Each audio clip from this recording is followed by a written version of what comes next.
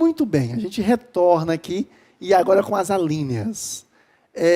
Por favor, você não precisa decorar, memorizar essas alíneas não, tá? Exceto as mais comuns. Então, dessas aqui, a mais comum a linha 21, é bom que você saiba, tá? Cheque assustado. Se bem que eu coloquei aqui as mais comuns, né? Eu acabei trazendo as mais comuns, é bom que você conheça essas aqui.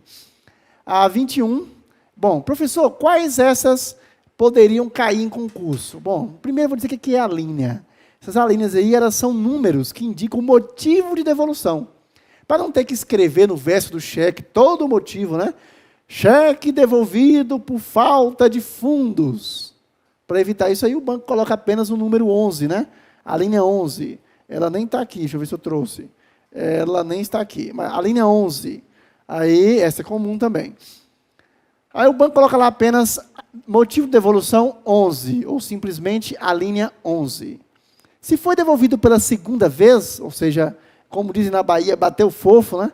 O cara levou lá o cheque, e na Bahia a gente fala assim, ô meu rei, eu estou aqui de volta porque o meu cheque, o seu cheque que você me deu, entendeu? Para pagar o botequim, bateu fofo. Aí o cara já sabe, o cheque voltou sem fundo. Então, se ele bateu fofo a primeira vez, é a linha 11. Mas aí, se você insistiu, né? Você cruzou os dedos, começou a rezar, insistiu e levou o cheque de volta lá, menino, para ver se dessa vez consegue, se o camarada depositou o dinheiro. Aí, bate fofo de novo. Aí o banco vai o quê? Devolver por a linha 12. A linha 12, sem fundos, segunda apresentação.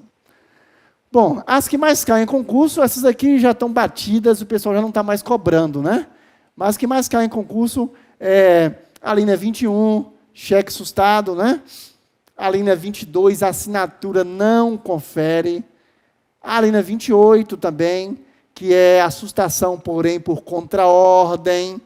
Na verdade, em tese não, na prática, o cliente, ele pode sustar o cheque dele na hora que ele quiser. Se o cliente chegar no banco e disser assim, olha, eu vim aqui sustar o meu cheque. E o funcionário perguntar assim, mas rapaz, você vai sustar o cheque, por quê? Não, é porque eu decidi que não quero pagar. Parece brincadeira, mas é verdade. O brasileiro, ele pode sustar o cheque, ele pode se opor ao pagamento a hora que ele quiser. Diz lá, olha, eu quero sustar esse cheque. Mas o senhor quer sustar o cheque por quê? Não, é que eu decidi que não vou honrar o compromisso, não quero pagar. Ele não precisa nem dar satisfação ao funcionário, ok? Ele pode sustar. Isso é uma proteção porque, de repente, ele comprou alguma mercadoria, a mercadoria não foi entregue, etc. Mas é o seguinte, por outro lado, se ele disser que o cheque foi roubado, né? Se ele apenas quer sustar, o banco vai sustar a linha 21. Mas se ele disser que foi roubado, que perdeu o cheque numa situação, né? Aí o banco vai pedir que ele vá à delegacia de polícia, fazer uma ocorrência policial, chamado BO, o boletim de ocorrência, para poder o banco sustar por essa linha 28. E é importante, porque o dono do cheque, o emitente do cheque, ao ver a linha, ele vai saber em que situação. Se tiver a linha 28, ele vai entender que foi uma perda, um roubo, um assalto, etc. Se for a linha 21, é porque sustou por oposição ao pagamento. Então, vamos ver as razões aí. E aí, sempre, esse pessoal sempre pode decidir na justiça, né? No tapa, não é bom decidir no tapa. Decide na justiça, é tudo muito legal. Primeiro no diálogo, né? Porque nossa justiça já está abarrotada de tanto processo, né? E senão vão ter que diminuir aí. Deixa para lá, não vamos falar demais, né? A linha 31, erro formal. O erro formal é quando o preenchimento está inadequado. Naquela imagem que a gente mostrou aqui, vou dar um exemplo aqui de erro formal que pode existir aqui na imagem do cheque que eu mostrei aqui no quadro, né? Por exemplo, suponha que faltasse a data, não colocasse a data aí, ó. Ou o nome do mês, que tem que ser por extenso, estivesse 02, que é fevereiro, numérico. O nome do mês tem que ser por extenso. Aí devolve para a linha 31, erro formal. Ou não tivesse, por exemplo, faltasse a assinatura, se eu não tivesse assinado aqui, também seria erro formal a linha 31. Olha a diferença. Se a assinatura não conferir, é a linha 22. Se a assinatura não existir, não estiver lá, aí é erro formal, ok? Continuando. Vamos mudar aqui de tela. Ah, sim, está aqui a linha 11. Eu achei que não tivesse colocado, que eu acabei pulando, né? Pulei o slide. A linha 11, cheque sem fundos. 12, cheque sem fundos apresentado pela segunda vez. A linha 13, conta encerrada, né? Utilizada quando o cheque é apresentado, refere-se a uma conta que já se encontra encerrada. O banco já encerrou a conta há um certo tempo e mesmo assim ainda tem cheque girando aí pela praça, né? Ok.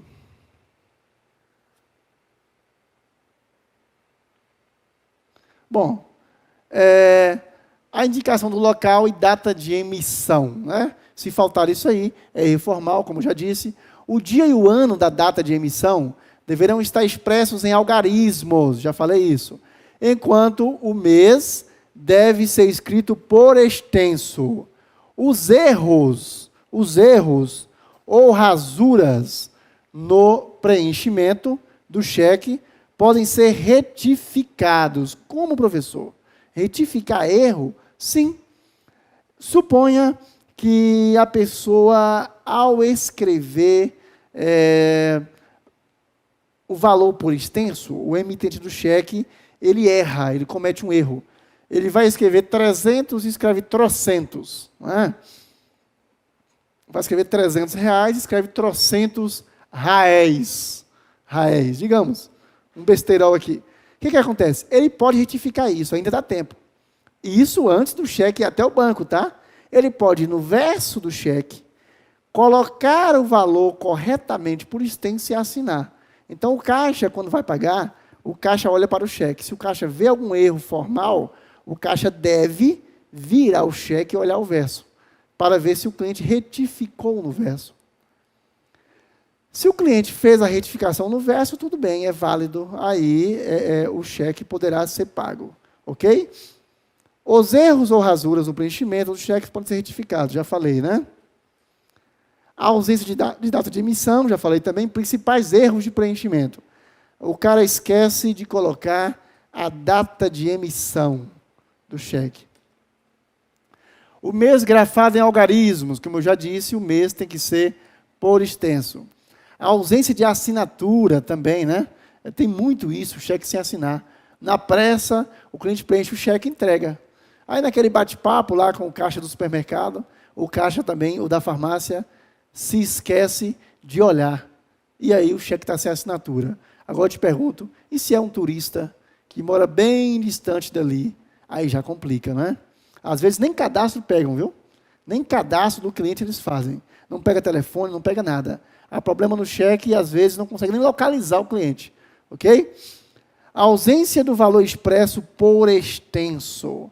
O valor tem que estar expresso por extenso e descrevendo corretamente, né, na língua em que foi expressa. Tipos de cheque. Cheque ao portador, é aquele cheque onde não consta a nominalidade, qualquer pessoa pode sacar que esteja com ele, né? Cheque nominal, como esse que eu emiti aí, onde eu disse o nome de quem deve sacar. Cheque cruzado, né? Você tem aqui o cheque, e aí são colocadas duas linhas paralelas, né? Transversais, e neste caso indica que o cheque só poderá ser depositado em conta. Ele não pode ser sacado no caixa, tem que ser depositado.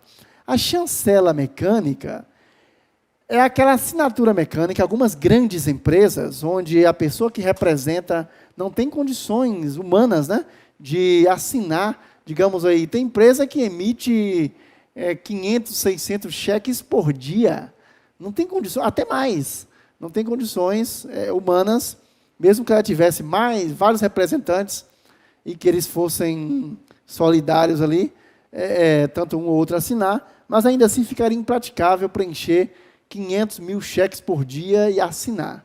Então, aí tem a chancela mecânica, que é um carimbo mecânico, ok? Uma tipografia mecânica que vai bater no cheque, e aí no lugar da assinatura, aparece lá, ó, aquele carimbo, uma chancela mecânica, que de vez em quando é até alterada para evitar falsificação, né? Ok. Cruzamento em preto, também chamado de cruzamento especial, é quando ao cruzar o cheque, se coloca lá o nome do banco onde deve ser depositado, ok? Cruzamento em preto. O cruzamento em branco, você cruza o cheque, cruzamento geral, pode ser depositado ali em qualquer banco.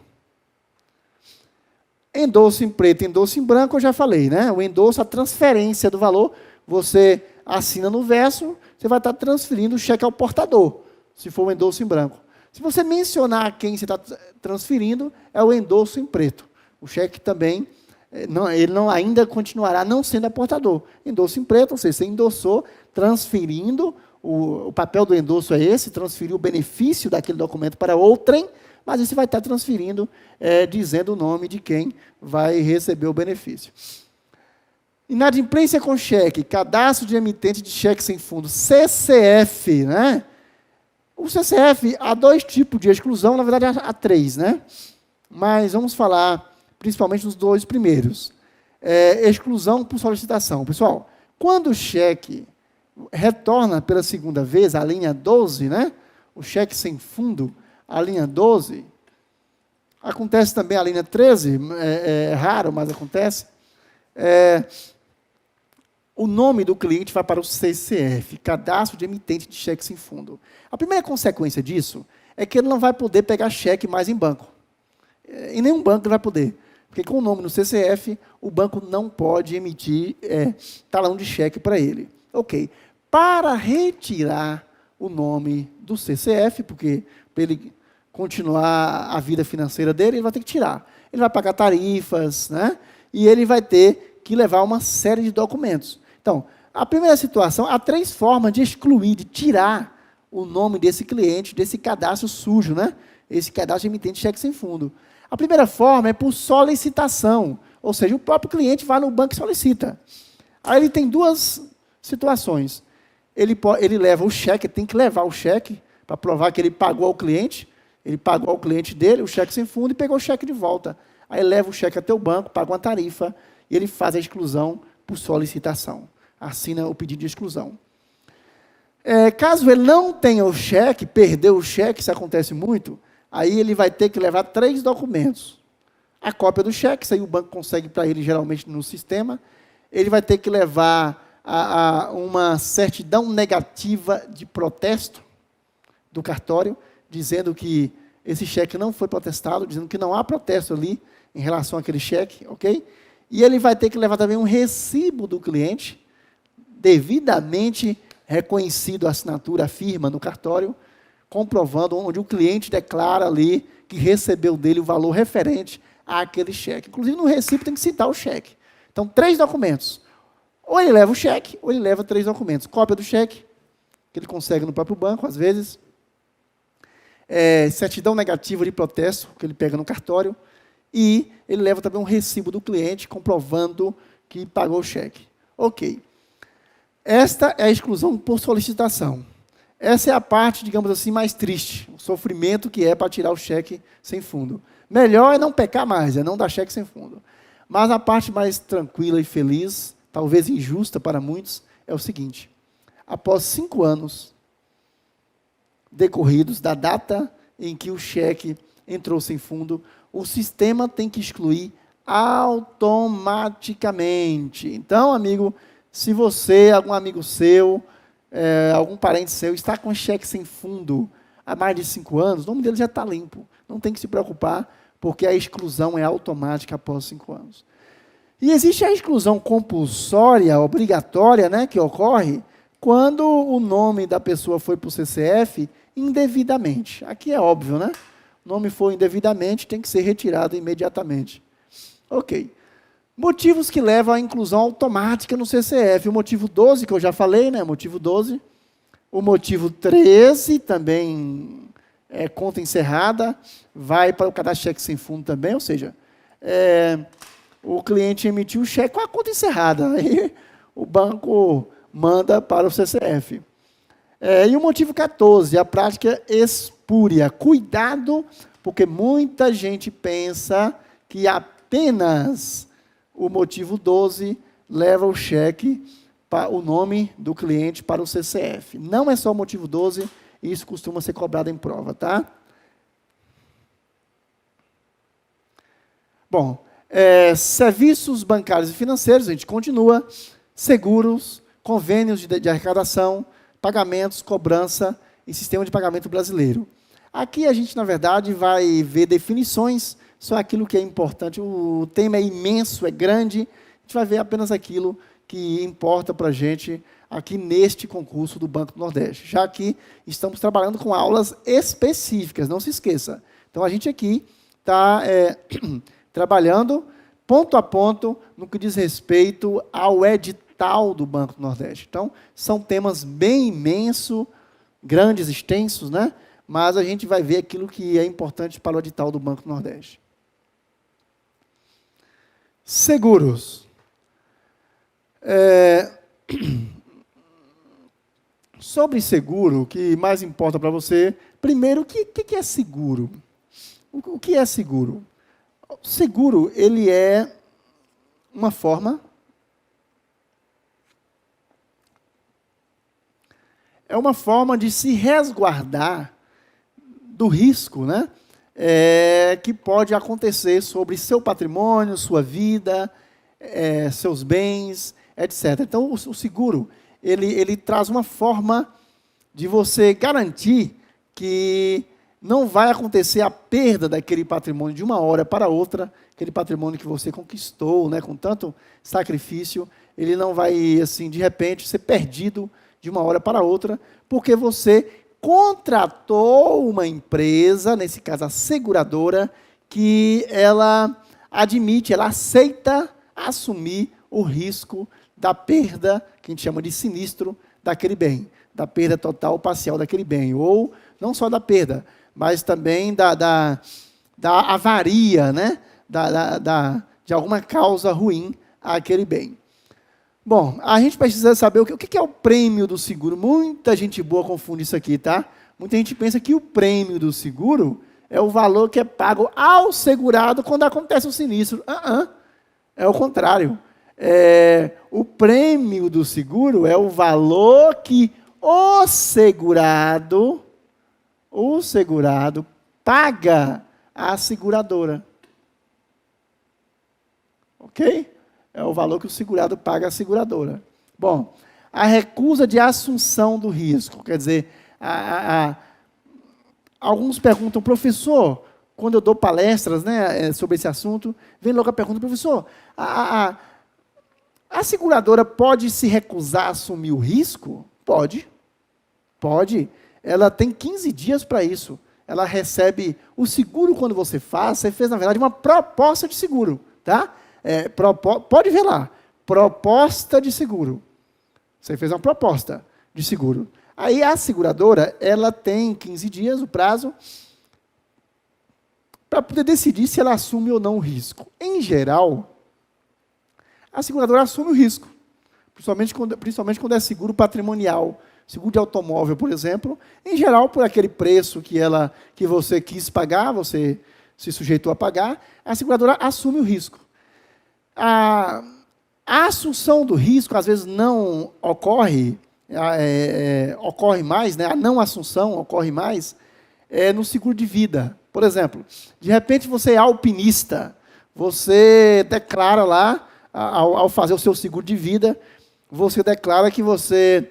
pelo menos uma vez por ano, uma vez por mês, você tenta escalar o pico Everest. Né? São só 8.848 metros de altura. E aí você declara que você costuma, uma vez por mês, você escalar o pico Everest, e que, às vezes, no final de semana, né, na sexta-feira, você nada pelo menos 15 quilômetros, e no sábado você... gosta de subir uma serra, lá de 4, sei lá o quê, né? E aí, mas voltando à coisa séria, a seguradora pode não assumir o risco, falar, puxa, eu vou contratar com esse rapaz um seguro de vida por esse preço, ela pode até fazer um seguro específico para ele. Ela pode propor um seguro específico, mas ela tem esse direito de não assumir o risco, tá? Porque aí é um risco muito grande desse caboclo perder a vida. Afinal, a pessoa é uma brincadeira, mas afinal, alguém que todo mês escala a montanha, ou então pula de paraquedas, pula de asa delta, né?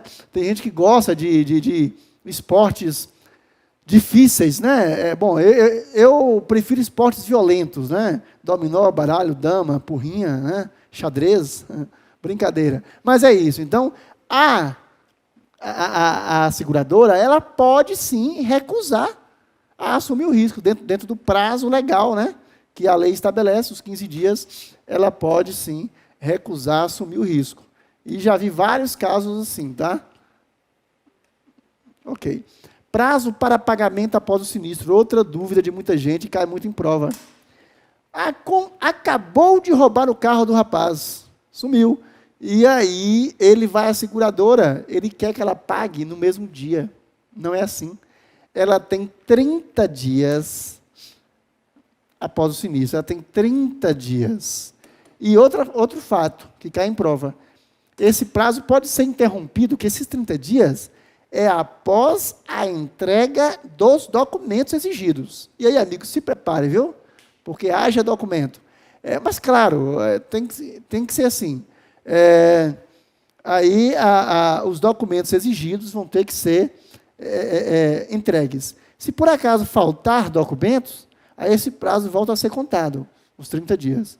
E, durante esse período, aí a seguradora ela vai verificar se realmente ocorreu. Já vi muitos casos, por exemplo, na minha região, o segurado pegou o carro, amarrou o volante do carro numa corda e jogou o carro num precipício, se sujou todo, depois falou que o carro tinha sido capotado.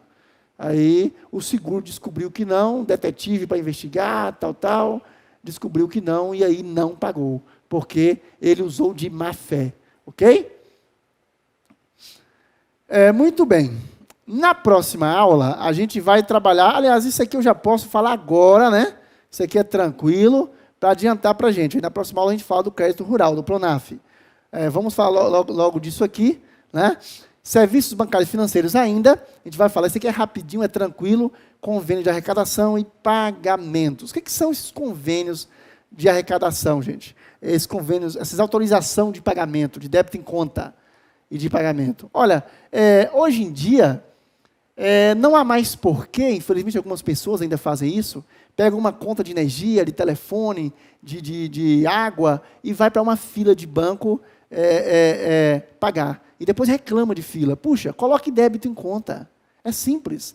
O que é o débito em conta? É um contrato existente, né, um convênio, melhor dizendo, existente entre essas empresas que prestam serviço, como, por exemplo, a água, lá na Bahia, a Coelba de eletricidade, aqui em São Paulo, a Eletropaulo, né?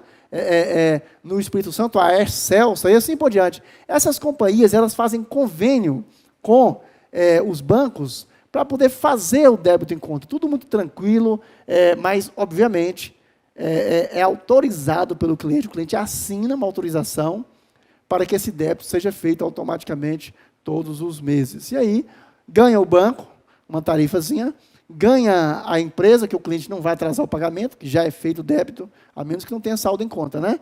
E ganha também o cliente, que não vai precisar enfrentar a fila. É algo muito tranquilo, quando cobra em prova é esse básico aí. Convênio de pagamento também, por exemplo, convênio de pagamento de salário, né? Os bancos hoje se interessam muito por isso, porque os bancos fazem o quê? Empréstimos consignados, lembra? Então, para os bancos é interessante fazer um convênio para que determinada empresa pague o salário através do banco. Muito tranquilo isso aí. Eu espero que você tenha gostado da aula. Na próxima aula, a gente vai já falar sobre o Pronaf, que é um assunto imenso, que vai dar uma aula bem grande, a questão do Pronaf. Até lá.